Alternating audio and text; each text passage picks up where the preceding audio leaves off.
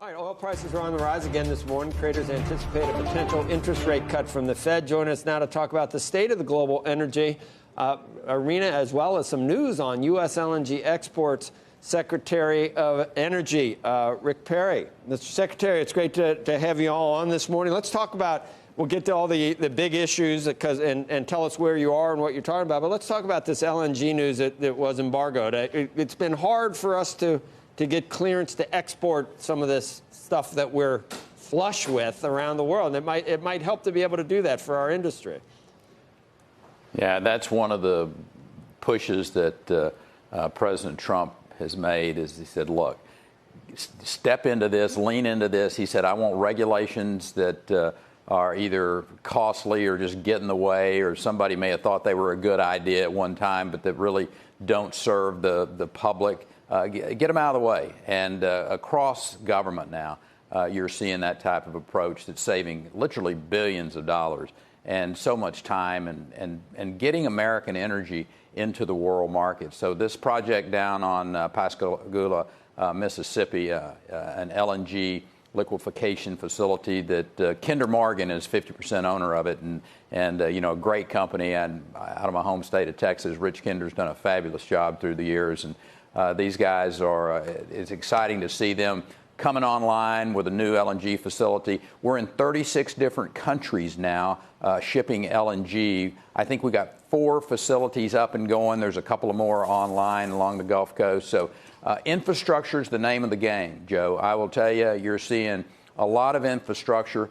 The states that are blocking these projects, I will suggest, are making huge mistakes from the standpoint of being able to not only keep, like New York, for instance, not being able to build pipelines across New York. Their citizens are going to be paying some of the higher power rates in the country.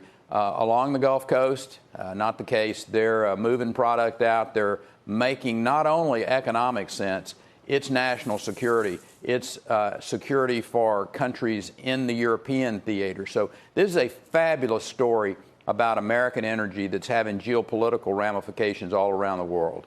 But sometimes the abundance that we now have in the United States, unfortunately, affects prices, and that's counterintuitive, and it might hurt production. But if we can export more of it and spread it around, then you deal with the demand, and we can keep it going that way. You're at the Chambers Global Energy Institute event. I think you're going to present. What else are you going to say?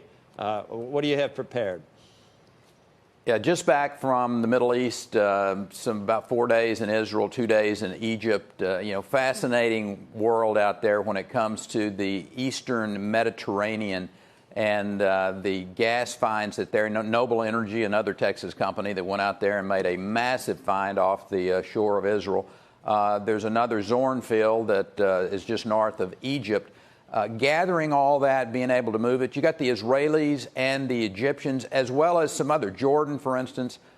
You had Israel and the Palestinian people sitting down at a table in Cairo this last week, talking about how can we work together to give energy resources in that region the proper focus and moving it around in country. And I'm telling you, Joe, it's one of the most fascinating times in world history when it comes to energy. And the United States leading the charge. Can you weigh in on this, Mr. Secretary? And I know that there's a statement from the DOE that the Department of Energy advances U.S. national security and economic interests by routinely engaging with industry stakeholders and foreign counterparts who are seeking the peaceful use of nuclear energy. That's the answer to what happened with the Saudis and with your involvement with IP3 and whether to give nuclear technology to the Saudis. Even a Republican, Marco Rubio, is worried that maybe the Atomic Energy Act was violated in transferring some of this technology to the Saudis. Was that all done by the book? Yeah. Are you have any concerns with that at all? Yes, sir. No concerns at all. Here's just cut through all of the chatter and the white noise. Here's the issue. The Saudis are going to engage in a civil nuclear program for power for their country. Who do you want working with them? Who do you want to be supplying the fuel, the technology? You want the Russians, you want the Chinese, that have absolutely zero interest in nonproliferation, or do you want the United States? I will suggest to you the United States makes all the sense in the world. If they're going to do this, we want a very strong 1, 2, 3 agreement signed with them, and you want the United States being engaged with this. So, I understand all the noise and the I guess the issues that pop up around this, but there's a lot swirling around all of our relations with Saudi Arabia at this point, and I guess, nuclear technology, and you wonder, about what type of partner we really have. And we're kind of stuck with Saudi Arabia. We are with a lot of countries around the world, obviously, when they do things that we don't really approve of or like very much. So, I understand what the real world is, but no pause after the Khashoggi incident? Well, hey, listen, I don't get confused that there's always pause. I mean, we deal with countries on a regular basis that sometimes their activities are very counter to what you would want out of a decent partner and a decent neighbor. But the fact is, I got to get back to Saudi Arabia is going to have a civil program. Do you want them to be partnered up with the Russians, or do you want them partnered up with the Chinese, or do you want the United States to be in there working with them, looking over their shoulder, having this agreement? And I'll suggest the latter is the better work. That's kind of an argument for any country having our help when it comes to nuclear energy. Indeed, would you be it okay is. with that? So you would say the United States should partner with any country? I should say within reason. If we're going to sign not within reason. Absolutely. If we're going to sign an agreement with somebody, I think the United States has the best oversight. Number one, I think we got the best technology. And certainly, we have the right mindset when it comes to civil nuclear power. We're going to limit that. We're working with the International Atomic Energy Agency. I'll be back there in our annual conference in September, talking about getting a new director. Director Romano passed away this last 10 days ago. And so there's a lot going on out there in the nuclear realm. I will say, with small modular reactors, we got some great American companies that are leading the charge on that. So we're going to see the proliferation of nuclear energy going forward. I think it's in the world's best interest. Certainly it's in America's best interest that we are engaged and we are partners with these countries as they develop those civil nuclear programs. In the Trump administration, Mr. Secretary, is there less...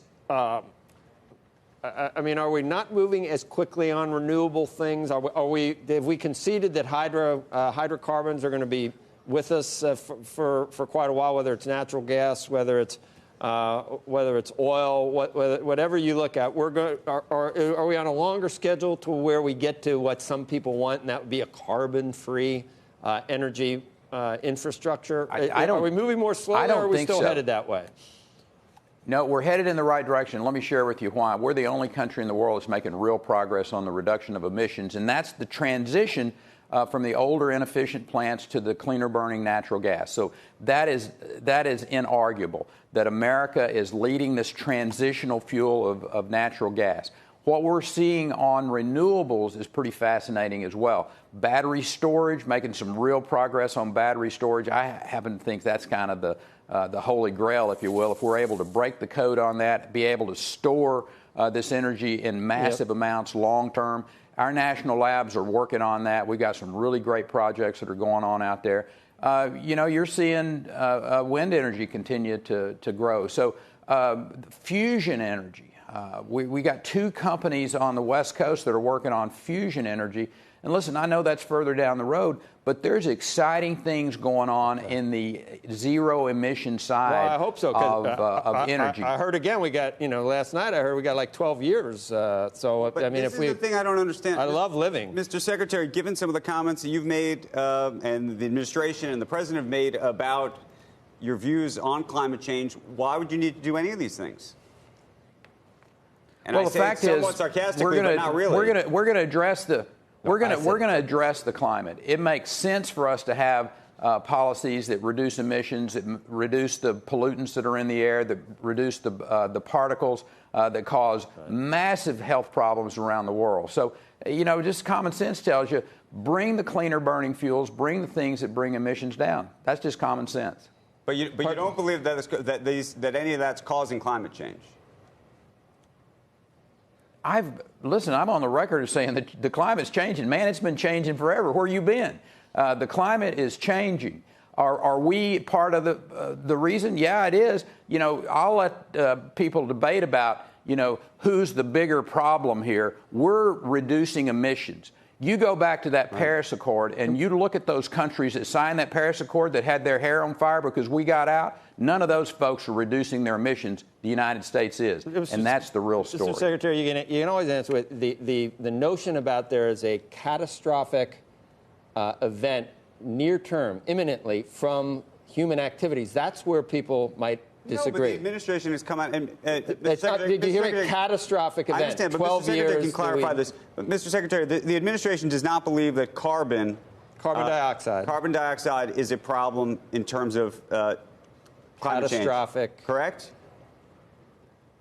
We focus on reducing the emissions. That's all of the emissions. Particulate, pollution, clean. Okay, that's fair. But probably it's fair to say the administration does not think that catastrophic human-induced global warming is settled. That's probably would be. It's fair to say that this administration is making more progress than any administration in history in reducing emissions. Face it, that's the facts. Okay. It may not meet your narrative, but that's the facts. Mr. Secretary, all right, we appreciate it. Thank you. You're welcome, man. Great to get those questions. Good to see you. All right.